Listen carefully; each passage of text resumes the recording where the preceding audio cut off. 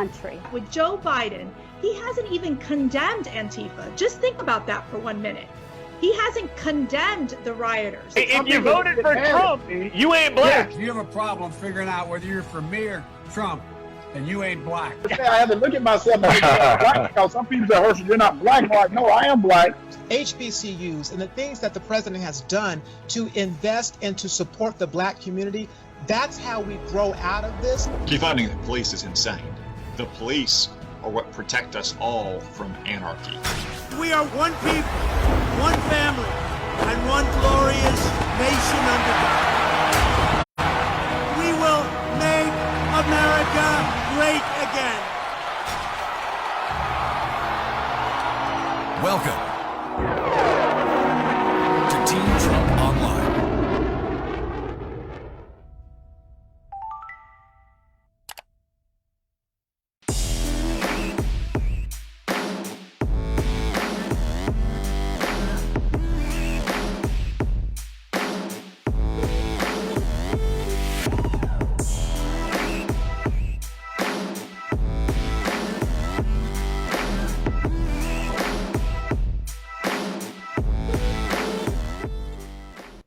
Good afternoon, everyone, and welcome to Team Trump Online, Green Bay, Wisconsin. I'm Kimberly Guilfoyle, Senior Advisor to President Trump's re-election campaign and the National Chair of Trump Victory Finance Committee. Joining me this afternoon is Andrew Iverson, our Trump 2020 Wisconsin State Director, Andrew Hitt, the Chair of the Wisconsin GOP, and Wisconsin small business owner Mark Homan. But first, we will hear from Wisconsin Representative John Mako. All right, so for the past few months, Americans have suffered from the coronavirus pandemic. And in order to control the outbreak, business across the nation closed, leaving millions without work and businesses with no way to survive. President Trump acted quickly and signed the Paycheck Protection Program. And as a result, 50 million jobs were saved. And small businesses across the nation have been supported with the economic relief that they desperately needed. President Trump's policies worked, and a record 2.5 million jobs were added back to the economy in May. And that is the largest monthly job gain in U.S. history. So we are now heading towards a great American comeback under President Trump's leadership. All right, perfect. Okay, so let's begin with Representative Mako.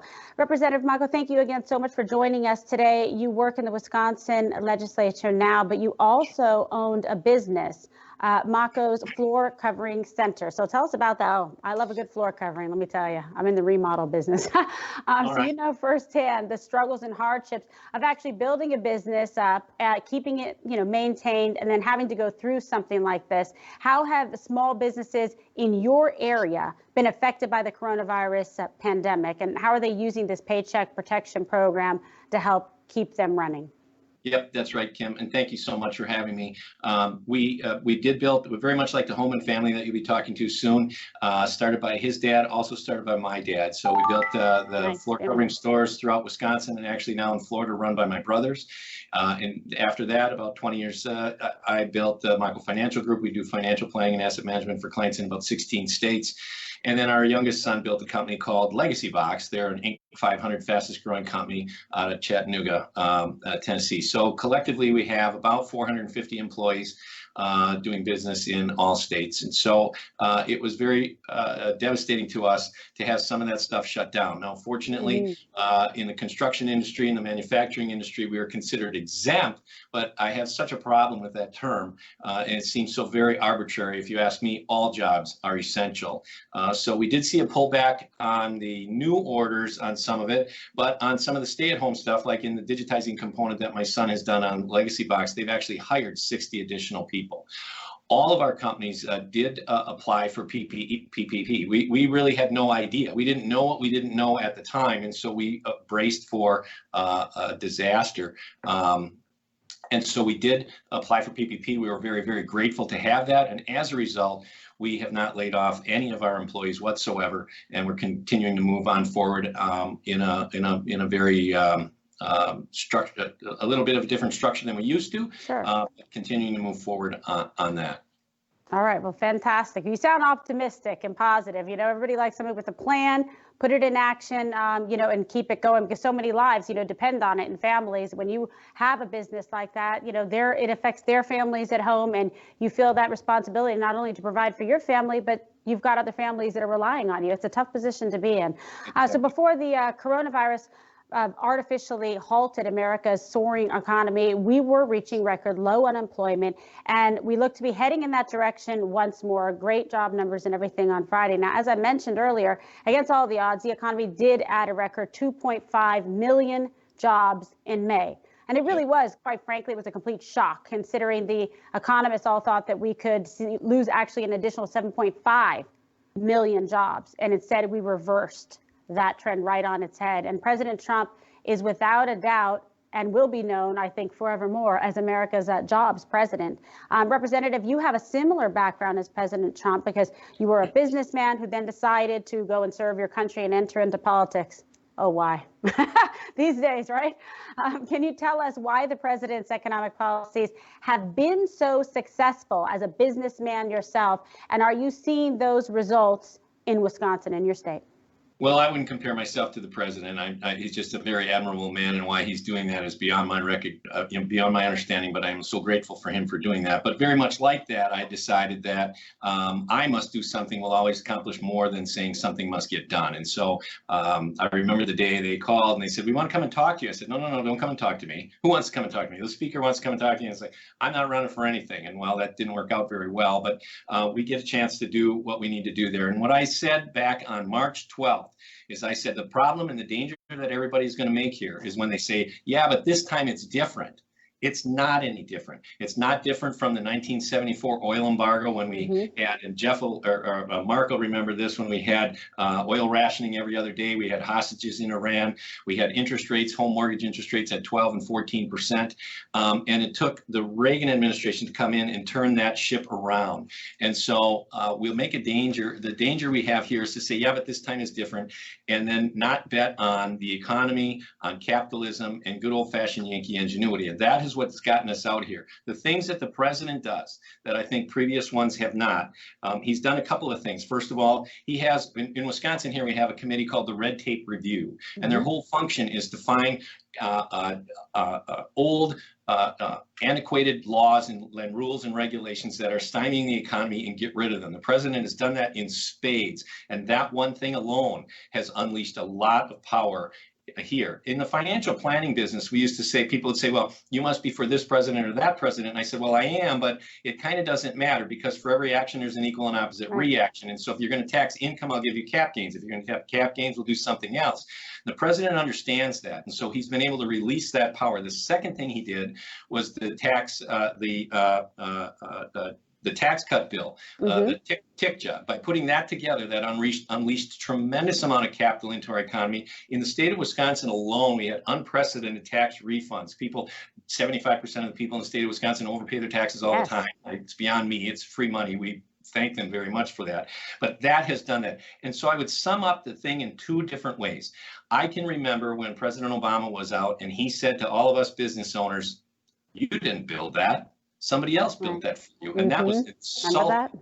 That was insulting to every small business owner that was out there. And the difference with President Trump is he aligns himself more along the lines of Winston Churchill when he said, some people see private enterprise as a predatory animal to be shot.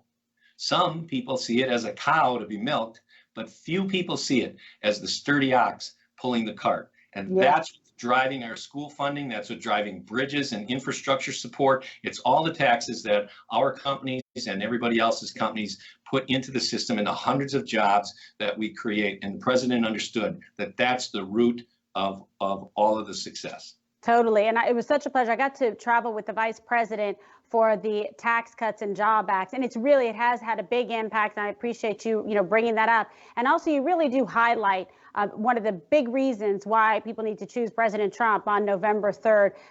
A businessman, someone that understands, like yourself, what it means to run a business, to manage people, to be responsible for other people's, livelihood, for the money coming into their families, that sign the front of a paycheck, not just the back. So, and it is time to reopen the economy. Americans have suffered for far too long. We need to get everyone back to work so they can provide for themselves and for their families. That's what Americans want.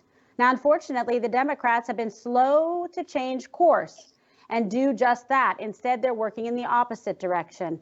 Representative, what do you think? The same has really occurred in Wisconsin with Governor Tony Evers. What do you think about this? Why are the Democrats dragging their feet and hurting Americans and hurting American lives? You know, I think Kimberly, it had to do with just exactly what we talked about there. In our situation here, no one in the governor's administration has been in charge of anything for the last 10 years. They've not chaired a committee, vice chaired a committee. Their staff is not clerked a committee. They really don't run an organization. I think if you're going to have a conversation on taxes, you ought to have paid a bunch. And I think if you're going to have a conversation on job creation, you ought to have actually created some. And they don't have that. Exactly. Depth of knowledge. They don't have that depth of knowledge to tap into. And Wisconsin will come out of this very, very strong. As I'm chair of the tax committee, as well as my NCSL policies nationally, I'm chair of their budget and revenue committees. And so when I sit and look at Wisconsin, how positioned we are, and this is a point you've got to bring back to the president. Sure. We don't want him because Wisconsin has already done the heavy lifting. We are where we are today because of 10 years worth of dynamic quality leadership and management through Governor Walker and the Republican-controlled legislature. And so what we're seeing now is when we look at the last recession, when we came off of the last Democratic governor with Governor Doyle, we had to reach up just to get to the bottom. We have a $600 million hole in our K through 12 education. We owed the state of Minnesota $79 million for whatever reason. Our structural deficit was nearly $4 billion. Our debt was substantially higher. We owed money into the unemployment insurance fund. It was absolutely ridiculous. We had nearly $4 billion worth of credit cards we had to pay off before we could get going. We don't have that situation now. Wisconsin is a large GDP organization. We do about $400 billion a year in GDP. We're twice the size of the country of Greece, twice the size of the country of New Zealand, twice the size of the country of Romania, bigger than Singapore. And I think what we're going to see, we are a manufacturing state. And so we're going to see those businesses come back. We're going to see those jobs come back, and Wisconsin's going to flourish. And we're going to be doing it on our own. And so we have a fully funded pension plan. And so our workers are hard workers. And I think with the help that you've given us for our farming community, as well as manufacturers, I'm very excited about where that future will be for the state of Wisconsin. Absolutely. I'm optimistic about it too. And I love the state of Wisconsin. I've had many great memories there. I look forward to getting back out on the road and coming and seeing you guys. There's tremendous people there and great hospitality. And you just have a warm feeling about America when, you're in your state. All right. Fantastic. Well, thank you again so much for joining us, Representative Mako. I really appreciate your time and your leadership and also really, serving the country in the way that you do. And we'll be right back after this commercial break. Stay with us. Antifa is destroying our communities, rioting, looting. Yet Joe Biden kneels down and his staff sends money for bail. And Biden fails to stand up to the radical leftists fighting to defund and abolish the police. With Biden kneeling to the left, we'd have chaos in the streets. President Trump is standing up for us, keeping our communities safe, protecting minority-owned businesses, and always standing for our flag. I'm Donald J. Trump, and I approve this message. Democrats destroy everything they touch. That's a fact. After years of failure as a result of their terrible leadership, our nation is finally winning again under President Donald J. Trump. Sadly, the Democrats and the fake news media hate my father more than they love our country, and they're doing whatever it takes to tear us down at the expense of the American people. That's why we need every American patriot to step up and join our fight. Just download our app to receive alerts from the Trump campaign, and you'll get the latest updates on our efforts to keep America great.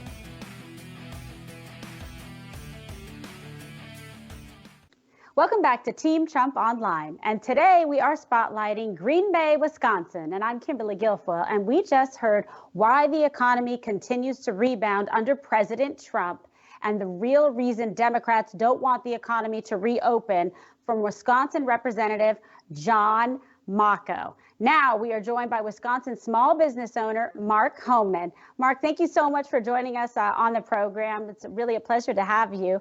And I love talking to people who are business owners that are living their American dream. It excites me. It's great. We need more entrepreneurs and people like yourself. out there trying to find their American dream, open businesses, and stimulate this economy. Now, you in particular, you own an automotive business in Wisconsin. So home and auto sales, giving you a little plug there. Just like other businesses across the nation, the coronavirus pandemic has hurt your bottom line and made it difficult to keep operations going. But it's not all bad news, right? Because you were a recipient of the Paycheck Protection Program, which helped keep your business afloat. What would have happened to your business, your employees, had you not used the Paycheck Protection Program? And then also from your personal experience, how important was the program in keeping businesses like yours alive? Well, Wisconsin is, cold weather. January, February is not good for the car business as a lot of other businesses. You come into March, you expect everything to be rock solid again. March and April, May are your fun months. We started out March fantastic. All of a sudden the pandemic comes up, businesses get closed, business almost stopped. I'm sitting there, I had meetings with my employees talking about layoffs. I hate to say this, but we have I'd like to say we have 4 different locations for new car sales, but I met with all the employees and basically had kind of tears in my eyes because at that point, we didn't know if we were going to be labeled and I don't like the term either, essential business. Isn't that terrible? Because every business is essential to somebody. Exactly. To really the families, their employees, the community, so forth. And if we would have been closed for 2 months, I don't know if we would have survived. And with the payroll protection program, a lot of other dealer friends I know, a lot of businesses were able to, to take out the loans. It basically helped us make it through this last couple of months. I'm glad to say that out of 85 full-time employees, right now everybody's back on the payroll. Yay, that's awesome. Except for 2 that basically retired. Okay. So everybody's back. And I don't think it would been that way without the payroll protection plan. I would have been, okay, how can I save every dollar I can as opposed to how can I keep my employees? I didn't want my employees without jobs. I didn't want them to have to get retrained. I wanted to keep the doors open, and the payroll protection plan definitely helped me. It helped our business. I'm in 2 different dealer peer groups of about 20 dealers apiece. We get together 3 times a year. It's kind of a, good old businessmen's clubs, but we share the stuff, and basically everybody took advantage of it, and it helped all of us. I mean, so the feedback was very good. Yeah. So the feedback was very good within your peer group in that same industry, that they all were able to get their, the Paycheck Protection Program, apply and actually get those funds to be able to keep their employees. Do they have a similar story to you in that they were able to retain the large number of employees like you did? The only attrition there was due to retirement. Right, definitely. I've got some good friends. I mean, we got, whether it's a group me or it's a WhatsApp, I don't know of anybody that ended up letting employees go, except for maybe short-term furloughs, the end of March, maybe early April. Otherwise, everybody has kept all their employees. That's fantastic. And I love the way you say it because, everybody is essential. They matter to each person, to their families. That job is essential to them and for their survival. It's really important. I think, thank God that this program worked as well as it did and that we were able to really keep this going. And I do think, I don't know, I'm not an economist, but I know a couple, that because we had the Paycheck Protection Program and things like this in place, that this was able to help us rebound out of this pretty quickly. The job numbers back employed, all of the above, because it provided some stability and continuity to give us a more auspicious restart. But, this is what I think. So, all right, it was really impossible for American small businesses to prepare, quite obviously, out of the blue, boom, for a pandemic like this. And it is an event that will likely change the face of America moving forward. Now, Mr. Hellman, what can small businesses do? Now that you think back, you're like, hey, now I'm prepared. Now I know what I need to do to be able to react and pivot if there's a similar crisis that presents itself like this in the future. What kind of advice and takeaways do you and kind of your group from sort of like your focus group that you guys do think that you would do or want going forward, or something else that you would advise to small businesses to help prepare them in the event something like this happened in the future? And what would you like from Congress, quite frankly, to avoid a similar situation in the future? I don't know if there's an answer to that question. My dad started like Representative Mako's father. My dad started in 1974. So, the same thing. I don't really remember the oil embargo because I was like 10 years old. John, you're a little older than me. But I remember the high interest rates of the early 80s. I remember, the recession after 9/11. But we could still keep our doors open. A lot of businesses were closed. I don't think any business can predict or prepare for being closed for, like in Wisconsin, until the Supreme Court ruled the middle of May. We had what percentage of people could not go to work? Sure. We've never had that. I don't think there's any way to prepare for that as a business owner. As a business owner, I can just do my best every day, making sure my customers are taken care of, my employees are trained, doing their best. Plan and you try to take everything into consideration. I don't think anybody could ever take this into consideration. Tough. I think you're right. It's a fair answer and it's an honest answer. But, my takeaway from it is that, we need more people that are businessmen, that are entrepreneurs, out there like yourself that can pivot and be able to react to a crisis situation and be able to create and move in a different direction or understand how to respond to a situation like this. That's why I love that we have, people like Representative Mako in serving in government and serving the public, because you want someone like that that's looking out for you, in Congress, want people like that in the Senate, and ultimately want somebody like that in the White House that understands basic, business and how things should work, especially for this country during this time. I think it is a very necessary sort of skill set and life experience, business experience that is imperative to really pulling us out of this. I think it's very important.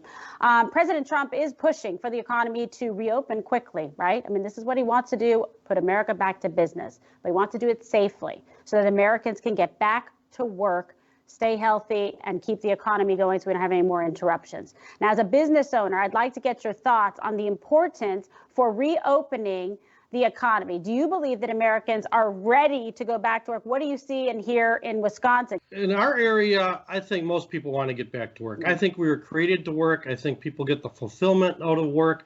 We want to be, the vast majority of us want to provide for our families. Small business owners, people don't realize how important small businesses are to their local communities. Not just the tax base, things like that, but also who's the one that sponsors the little leagues? Sure. Who's the one that sponsors the high school sporting events? Amazing. I laugh because some days I get more letters, asking for donations for this and that.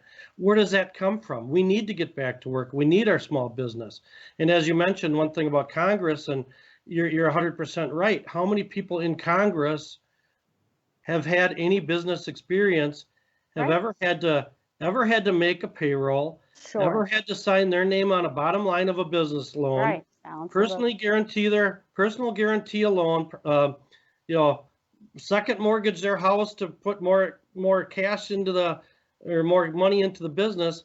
They don't understand. And that's why we need business people and having that outlook. One thing I think Congress could do too, that going back a little bit, is like liability protection. Mm-hmm. Something like this coronavirus. I've got some employees that have health issues. Oh, it's true. Good point. Especially with pre-existing conditions and things of that nature. I actually kind of sent one or two of them home and said, I don't want to see you until your doctor says it's okay. But if they come back to work, even with their doctor's okay, as a small business owner, boy, I'd hate to get also an attorney calling me or sending a certified letter saying I'm getting sued because I didn't do everything as reasonably necessary to protect the employee or our customers, even though we're doing our best and following as many CDC guidelines and so forth as we can. So I think that's one thing Congress could do. That is a very, very good point, because when you think about that, that's a tremendous strain and a stress. You feel like you're a sitting duck. They're like, okay, wait, am I get sued for that? I'm trying to do the best. I'm trying to make people have paychecks to be able to take home for their families, but I got to keep them safe. And it is a tremendous amount of pressure. And it's not a small business person, which you're right. There should be some kind of like liability or something like that So, we're going to have to just get one of your local representatives. I think you know one to get on that for us. OK. Oh, my God. All right. Well, thank you, guys. We're going to take one final commercial break. We're going to be right back for more with Team Trump Online, Green Bay, Wisconsin. Stay with us. A bull in a china shop, changing Washington. It takes a Donald Trump to demand truth from China. Shut down foreign travel. Get ventilators and tests now. Raise unemployment benefits. Cash relief to families. Washington's come to that. President Trump's not always polite. Mr. Nice Guy won't cut it. He does it his way, not the Washington way. But Donald Trump gets it done. I'm Donald J. Trump, and I approve this message. In times of struggle, we see the true greatness of the American character. Americans from all walks of life are rallying together to defeat the unseen enemy. The president is talking about hope for people. The president's been working nonstop. The president has demonstrated excellent, bold leadership. He said everything that I could have hoped for. He is being the kind of leader that people need. I can tell you the actions he has taken, his team has been on it. He did what a president's supposed to do. There's spirit in our country like never before. They're doing things that have never been done before. This is record time for the development of a vaccine. The one that really deserves the credit are the American people. We're going to get through this and come out stronger than ever before. Our message is to all Americans, we love them, we're with them, and we will not let them down. I'm Donald Trump, and I approve this message. Welcome back to Team Trump Online, Spotlight, Green Bay, Wisconsin. Now I'd like to welcome Andrew Iverson, the Wisconsin State Director, and Andrew Hitt, Chairman of the Republican Party of Wisconsin. Thank you for both being here tonight. I appreciate it so much. Now, Andrew, quarantine did not slow down the Wisconsin Trump victory team. Oh, no, it did not. Believe me. Share with us some of the successes that your team has made over the past few months, and how will President Trump win Wisconsin this November? Everyone on this knows how important this is. Andrew, give me an excellent answer. We show no signs of slowing down. So right now we're in the midst of starting to transition back into campaigning in person, and we're looking forward to the next steps. Now, as far as winning the state of Wisconsin, it's really going to come down to our grassroots effort. So we've been invested on the ground for months and months on end already, and we've been heavily focused on, like I said, recruiting, training, and activating our volunteers to conduct the voter contact that we need to do to win over the hearts and minds of Wisconsinites. The president has a great record, and we need 4 more years of his. And so a lot of it is going to be talking to people, persuading them, people talking to their neighbors and telling them why they are supporting President Donald J. Trump and why we need 4 more years of his leadership. Absolutely. Well, I'll tell you, and I have a fond memory of the last time that I was there and able to address all the young Republicans and everything. That was fantastic. My God, I loved that event. I remember everyone saying, oh my God, you're going to Madison. Like, what's going to happen? It's going to be protesters. I was like, settle down, folks. Not one protester. Not one. Not one, thank God. But you guys were great helping and everything with that. So God bless. But all right. So Chairman, tell us how reopening Wisconsin is coming along. What's the process and how does it look? Paint the picture for us at home. Well, we're just so thankful for President Trump's leadership because, quite frankly, without his leadership, we wouldn't be reopening. We'd be shut down. The Democrats, they were on really one side of the equation, the shutdown equation. But President Trump really, with his leadership, his insight, he led us through this, and we had restrictions when we needed to. We're careful for people's health, but he was also always so focused on the economy and how we can reopen and how we can reopen safely and get America back and bring America back. And we're so grateful for that. You think about the work he did to deliver CARES Act money to Wisconsin. Yes, very important. A little over $2 billion delivered to Wisconsin. $100 million of that has gone into long-term care. $50 million into farm support programs. $25 million into rent assistance. $51 million into child care providers. I mean, it's just phenomenal what he did to keep us going. The Small Business Association, $8.3 billion worth of loans into Wisconsin to 43,000 small businesses. Without President Trump, without his leadership to get us through this, Wisconsin would be in really bad shape right now. Yes. Thankfully, we have him leading the way.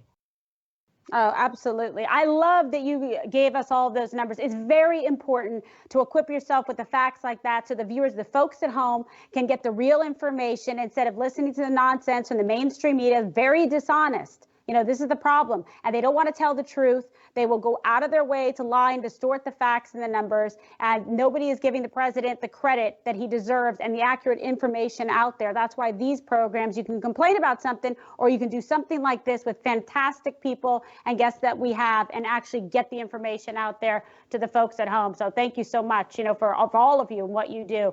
I want to talk a little bit about what it's like on the ground for Trump victory in Green Bay. Now, are they getting back in the field and resuming in-person training and voter contacts?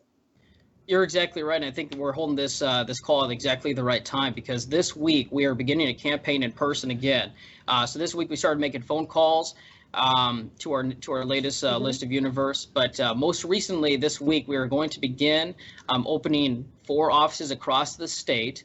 We are also beginning to knock doors and hold in-person TVLIs. So a lot of our Trump victory leadership initiatives are focused on knocking doors, but also knocking doors safely during the pandemic. And so that is going to be a big effort and a big focus of our team between now and November 3rd, because our team is not going to stop until we deliver Wisconsin's 10 electoral votes to the president. Absolutely. See the focus and determination. That's why I like to go to Wisconsin. It's just a bunch of winners. You know what I mean? They're like amazing. They're like, we're getting after it. We're doing this. We're like mobilizing, which has also made you guys a target when we've had stuff there. Then people freak out. Why? Because you're effective. You're getting stuff done. I love the energy and the enthusiasm. And Chairman Hidlett, like how can supporters of President Trump, say they're in the Green Bay area, et cetera, how can they get involved with Trump victory? Because a lot of people say to me, hey, they want the specifics about their state or their area to be able to mobilize. They're sitting at home. They're tired of seeing this nonsense. They're tired of seeing Democrats destroy their cities and their states, and they want to do something so they have a little skin in the game. What can they do? Well, we are seamlessly coordinated between the Wisconsin Republican Party and Trump Victory, the president's campaign. So we have one spot that you can go to volunteer. It's www.wisgop.org/volunteer.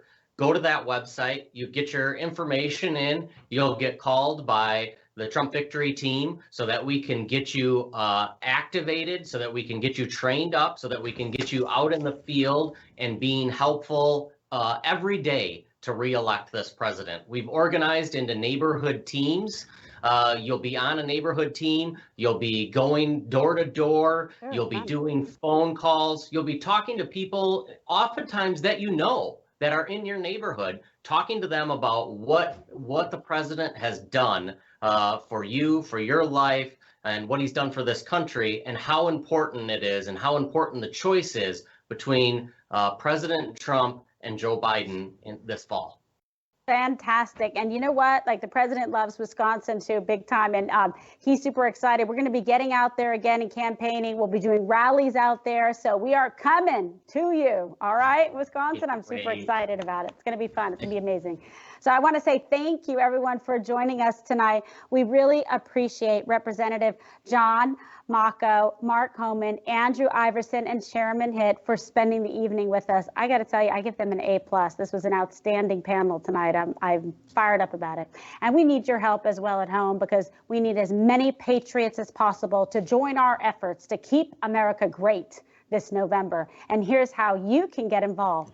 Download the new groundbreaking Trump 2020 app. It's now available on Apple and Android, and you can stay in contact with us. Go ahead and text me. Text Trump to 88022. It's that simple, and you'll be connected with everything. And if you, your friends, your family, or your neighbors want to be involved in our fight to re-elect President Donald J. Trump, please visit armyfortrump.com. And my personal favorite, join my team. I love them. My team at Trump Victory Finance Committee by becoming a volunteer fundraiser or a bundler. You can text BUNDLE, B-U-N-D-L-E, to 88022. Thanks for tuning in this evening. We will see you next time. God bless, Wisconsin.